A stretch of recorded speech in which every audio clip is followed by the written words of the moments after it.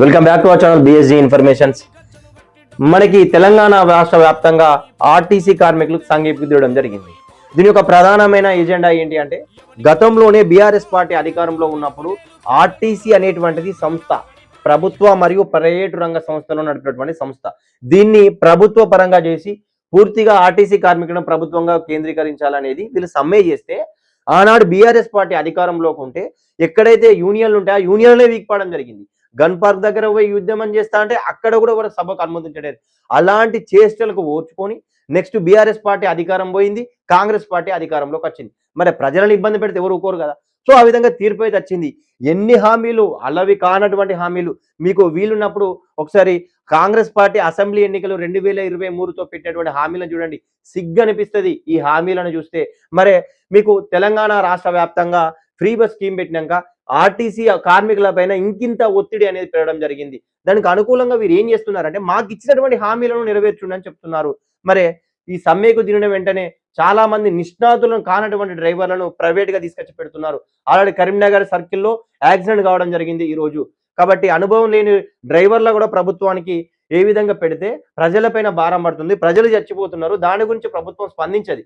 ఎక్కడో గాంధీ విగ్రహం కడతా, మూసిని పునరుద్ధరిస్తా, ఇక్కడ ఉన్నది ఉద్ధరించాలి కదా. కాబట్టి నెక్స్ట్ కూడా ఏంటంటే, మనం ఏ విధంగా అయితే తెలంగాణలో కొట్లాడ తీసుకొచ్చుకుంటామో ఇలాంటి ఉద్యమాలకు మనం ఎవరైతే యువకులు ఉంటారో మద్దతు ఇవ్వండి. రేపు పొద్దున మనకు కూడా యూనిటీని కాపాడుకున్న వాళ్ళు అవుతాం. ముఖ్యంగా ఆర్టీసీ సిబ్బంది సంక్షేమం గురించి ఇచ్చినటువంటి పథకాలను చూసినట్లయితే, ఆర్టీసీ కార్మికులను ప్రభుత్వంలో విలీనం చేయాలి. అదేవిధంగా వచ్చే పిఆర్సీ పరిధిలోకి టీఎస్ఆర్టీసీ కార్మికులను చేరుస్తామని చెప్పారు. అండ్ ఇంకొకటి ఏంటంటే, రాష్ట్ర ప్రభుత్వ ఉద్యోగులతో సహా సమానమైన వసతులు సౌకర్యం కల్పించామని చెప్పారు. ఆర్టీసీ బస్సులను ఆధునికరిస్తాం, అధునాతనమైన సౌకర్యాలతో కొత్త సర్వీసులను ప్రారంభిస్తాం. ఓకే, బస్సులు తీసుకొచ్చారు. ఆ బస్సులన్నీ ప్రభుత్వంగా తీసుకొచ్చినాయి కాదండి, అవి లీజుకి తీసుకొచ్చినటువంటి బస్సులు. ఆర్టీసీ యూనియన్ పునరుద్ధరణకు అనుమతిస్తాం. మరి ఇప్పటి వరకు ఆర్టీసీ యూనియన్ పునరుద్ధరణ అయిందా? ఏ సంస్థకు కానీ యూనియన్లు అనేవి అవసరం.